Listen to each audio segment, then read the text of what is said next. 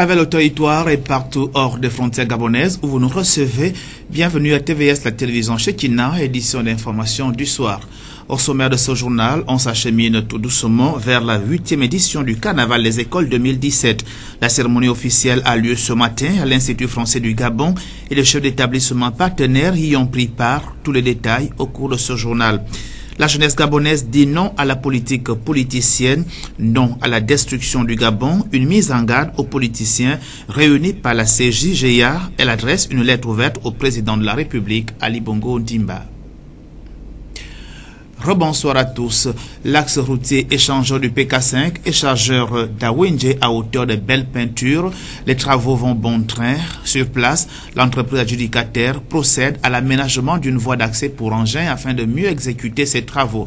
Le constat a été fait ce matin par Inès Ngungamombo et Yvan Bertrand Koumile Kandoumba. À l'origine de l'embouteillage monstre constaté aux heures de pointe, les travaux de l'axe belle peinture plein ciel vont bon train.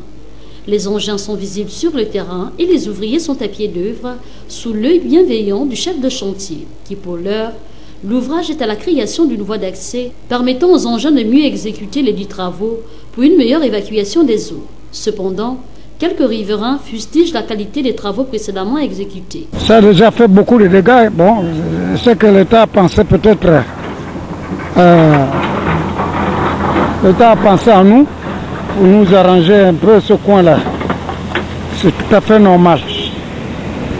Les travaux qui ont été faits avant n'étaient pas sérieux. Il fallait faire ça depuis. Mais les premiers travaux, c'est ce combat qui a dérangé. Et salue par la même occasion l'initiative des pouvoirs publics de désengorger cet axe afin de soulager un tant soit peu la souffrance des compatriotes. Sinon, là maintenant, ce sont des ponts, comme ils ont fait là à plein ciel. On est content. Il faudrait que les travaux vont de cette vitesse pour que tout le monde soit un peu satisfait. Vous voyez à peu près toutes ces maisons, les gens dormaient dedans, mais ils sont partis. Ils sont partis à cause quoi? De l'eau. Et puis, l'abus de cet APC, c'est ce qui a fait le dégât. L'eau n'est passée plus de l'autre côté. Mais on vous remercie quand même. À notre passage, le chef de chantier n'a pas voulu se prêter à notre micro pour mieux édifier la population sur l'ouvrage du moment, sa mission et son délai d'exécution. Les automobilistes et les usagers de cet axe devront encore conjuguer le verbe patienter à la première personne du singulier. Nous l'annoncions au sommaire de ce journal, le lancement ce matin des activités liées à la 8e édition du Carnaval des écoles, édition 2017. Le thème de cette 8e édition se rapporte à la mangrove et le changement climatique. La cérémonie officielle de lancement a lieu en présence des élèves accompagnés des chefs d'établissement partenaires pour cette 8e édition. Reportage. C'est à l'Institut français du Gabon que s'est ouverte ce matin les activités du lancement de la 8e édition du Carnaval des écoles sous le thème « La mangrove et les changements climatiques ». Un projet environnemental dont les activités remontent à l'année 2010, lequel est à la fois ludique et divertissant, au centre duquel on retrouve les enfants. Il leur permet de grandir avec de bons réflexes écologiques qu'ils ont démontrés à l'assistance. Nous sommes les mangroves. Je suis un palétuvier. Je m'enracine pour mieux résister aux tempêtes. Je m'enracine pour repousser les vagues les plus fortes. Je m'enracine pour lutter contre l'érosion des côtes. Je suis un palétuvier. Je capture le carbone qui flotte dans l'air. Je produis de l'oxygène qui purifie l'atmosphère. Je suis la maternité de beaucoup d'animaux marins. Je suis un palétuvier. Malgré ce que j'apporte à la planète, les humains me coupent et me déracient. Ils occupent mon territoire.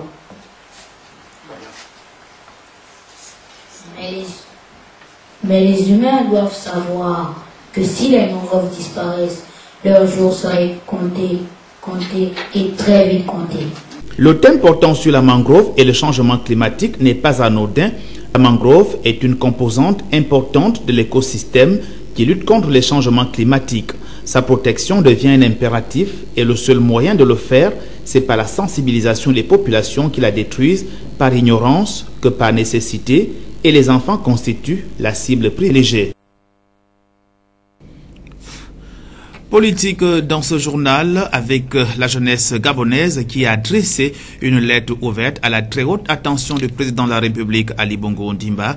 Elle donne une mise en garde aux politiciens. C'était au cours d'une rencontre organisée par la CJGIA, la concertation de la jeunesse gabonaise. Et pour plus de détails, Pierre Parfait Mbadikoumbre.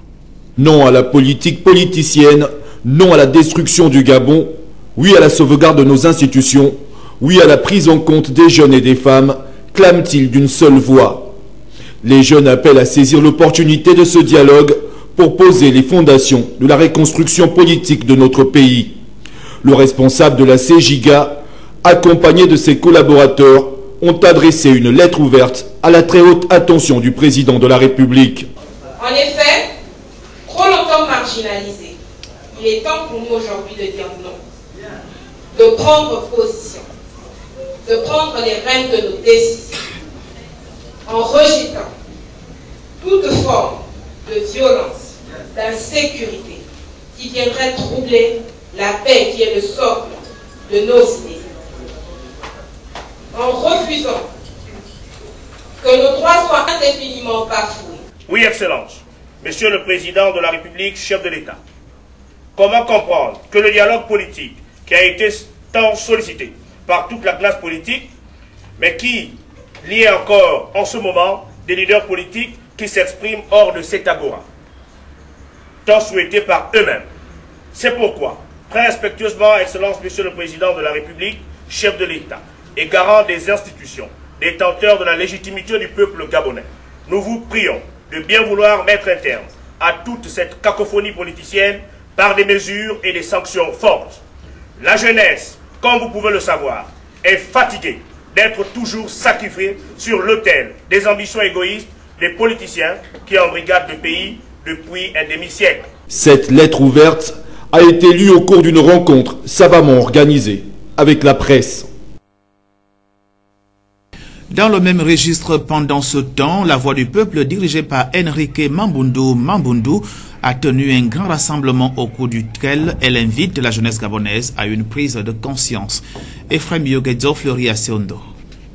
Tour au pays, après une tournée européenne soldée par les séances de travail avec les Gabonais de la diaspora, Enrique Mambundu et sa suite, composée des membres qui soutiennent le combat de l'opposition gabonaise, notamment celui de Jean Ping, la Voix du Peuple, représentée par ces derniers, dit non aux prochaines élections législatives tant que le litige portant sur les résultats controversés de la présidentielle 2016 n'aura pas été élucidé.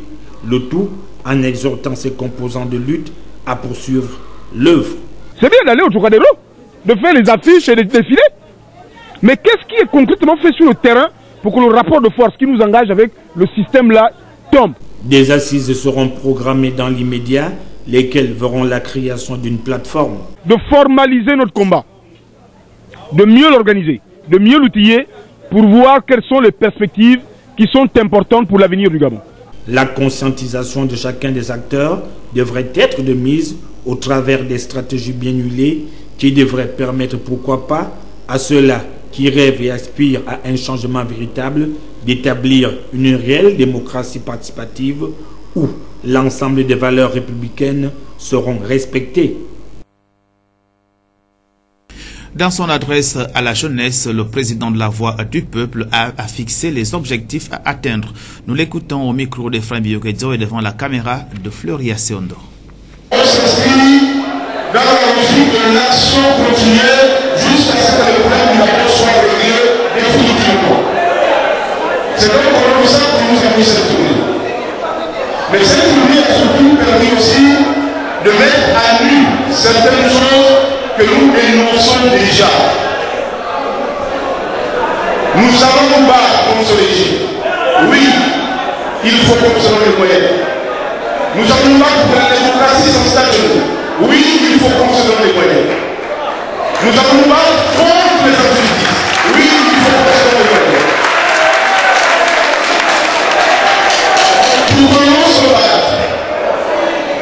Quand on a dit les partis, la première chose que nous avons estimé logique, c'est qu'il faut que les politiciens qui sont nos aînés arrêtent élections législatives, on n'en veut pas.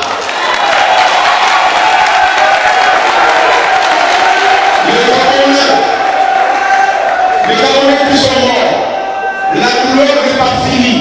Il y a des mamans qu'on rencontre aujourd'hui qui ne savent même pas leur enfant télé. Et nous, dans notre... certaines personnes encore sont prises en campagne pour aller des élections. Mais n'oubliez pas que la Cour constitutionnelle est dirigée par la Ligue au moins et pour l'autre. Donc je ne sais pas les élections là. Nous les jeunes, nous la voix du peuple, et avec une bonne partie de la diaspora, nous pensons qu'il faut abandonner ce projet quand les choses ne sont pas réglées. Ça, c'est la première chose. Celui qui va forcer d'aller dans les élections fabriquées de toutes pièces, nous trouverons cette fois, comme toujours les opposants, à l'élection qui ne se prépare. Je suis revenu que même les préjudices ne peuvent pas faire les élections. Je ne sais pas pourquoi on s'est mieux à parler d'une élection qui va peut-être certainement causer un problème ou le problème. Les problèmes de fond sont là. Nous restons toujours en politique, mais cette fois-ci hors de nos frontières et direction la France. Emmanuel Macron, vainqueur du premier tour de l'élection présidentielle française, et Marine Le Pen, venue en second. Les deux candidats au second tour de la présidentielle française ont rendu visite aux grévistes de l'usine d'Amiens et les deux candidats se sont livrés à un bras de fer. Un reportage de nos confrères de France 24. Les salariés en grève de Whirlpool, objet d'une bataille de communication entre les deux candidats au deuxième tour de l'élection présidentielle. Emmanuel Macron, originaire d'Amiens, avait promis la semaine dernière qu'il leur rendrait visite. Une rencontre avait donc été organisée avec l'intersyndicale à la Chambre de commerce et d'industrie. Mais il est déjà trop tard. Pendant qu'Emmanuel Macron est à la Chambre de commerce, Marine Le Pen fait irruption sur le parking de l'usine où des salariés tiennent un piquet de grève depuis lundi. Et l'accueil qui lui est réservé est triomphal.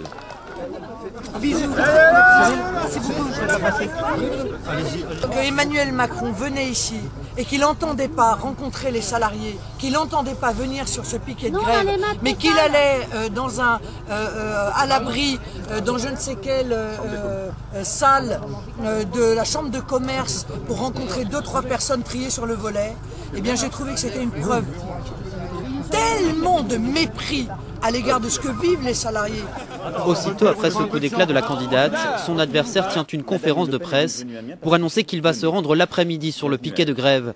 Il y est accueilli par une foule de journalistes et par les sifflets des grévistes. Mais il finit par réussir à échanger avec eux pendant 1h30, beaucoup plus longtemps que Marine Le Pen. C'est pour ça que je ne suis pas venu sur le site d'abord. Et c'est pour ça que vous ne retrouverez jamais chez moi le comportement clientéliste qu'il y a eu ce matin avec Madame Le Pen. Si ça vous fait plaisir, eh ben, très bien, suivez ça. Et moi, je verrai toujours d'abord l'intersyndicale, surtout quand elle prend ses responsabilités, ce qui a été le cas. L'usine Whirlpool fabrique des sèche-linges dont la production doit être délocalisée en Pologne l'an prochain. Elle compte 290 salariés, auxquels s'ajoute une soixantaine d'autres d'un sous-traitant. 2 dossiers de reprise jugés sérieux sont en cours d'étude par la région et l'État. Toujours hors de nos frontières, après l'attaque des talibans il y a quelques jours, le président afghan s'est rendu à l'hôpital pour apporter le réconfort aux soldats blessés. Il a posé un geste significatif aussi à l'endroit de ceux qui ont perdu la vie. Reportage. Le président afghan Ashraf Ghani s'est rendu au chevet des blessés de l'attaque de Mazar-e-Sharif. Un geste de réconfort envers ces soldats touchés, avant de se recueillir devant les dépouilles des militaires tués. Le chef de l'État a décrété un jour de deuil national. Dans cet hôpital, les quelques rescapés s'interrogent sur des complicités internes qui, selon eux, auraient permis aux talibans de rentrer dans la base militaire. Les gardiens de ce corps d'armée nous arrêtent pendant des heures, uniquement parce que nous n'avons pas de papier d'identité. Mais quand on voit ces nombreux hommes armés venir et passer 7 points de contrôle, on se dit qu'il y a quelqu'un qui les aide. Dans cette localité près de Mazar-e-Sharif, dans le nord du pays, il est 14h heure locale ce vendredi lorsqu'un commando taliban fait irruption dans cette base militaire pendant la prière. 10 assaillants lourdement armés et habillés en militaire ouvrent rapidement le feu sur les soldats désarmés, en majorité des jeunes recrues en formation. Selon le ministère de la Défense, l'assaut a duré plus de 5 heures. Sur les 10 talibans, un seul a été arrêté. 7 ont été abattus par les forces armées. Les 2 derniers ont activé leurs charges explosives pendant les combats. L'opération a très vite été revendiquée dans un communiqué par les talibans. Les insurgés afghans continuent de réclamer le départ de toutes les troupes étrangères présentes dans le pays. La sécurité devrait rester maximale en Afghanistan. Les autorités redoutent à présent la traditionnelle offensive de printemps des talibans.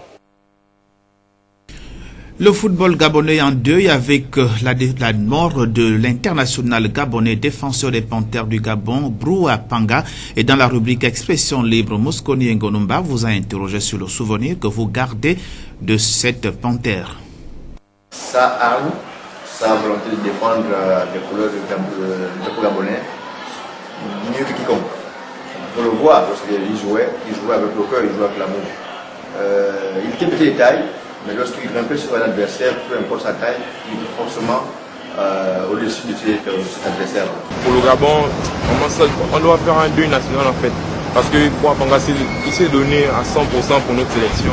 Et je trouve que c'est bizarre que nous puissions passer ici et puis on ne voit pas les gens parler de ça. Les gens sont là comme si pour lui il n'avait rien fait pour notre sélection. Ceci, quand on essaie de regarder nos chaînes télévisées, on ne voit même pas une image en mémoire de notre joueur. Je me ressasse l'image encore de la CAN 2012 quand je suis dans les tribunes.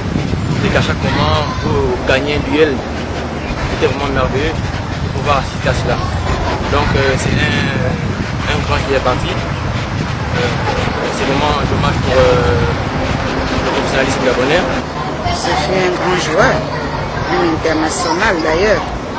Et mon regret, c'est qu'il est, on peut l'appeler ainsi, mort en mission sur le terrain. On aurait voulu apprendre sa mort, n'est-ce pas, sur le lit d'hôpital, mourir subitement, en tout cas, 5 ans retraite. Il y a d'abord la tristesse qui m'anime, parce que c'est une grande perte pour le football gabonais. C'est une grande perte pour la nation. Mais, comme c'était un jeune frère, il perd son âme. Vraiment, j'adresse toutes mes condoléances à la famille si durement éprouvée. C'est la fin de ce journal. Merci de l'avoir regardé. S'il plaît à Dieu le Très-Haut, je vous retrouve demain à la même heure.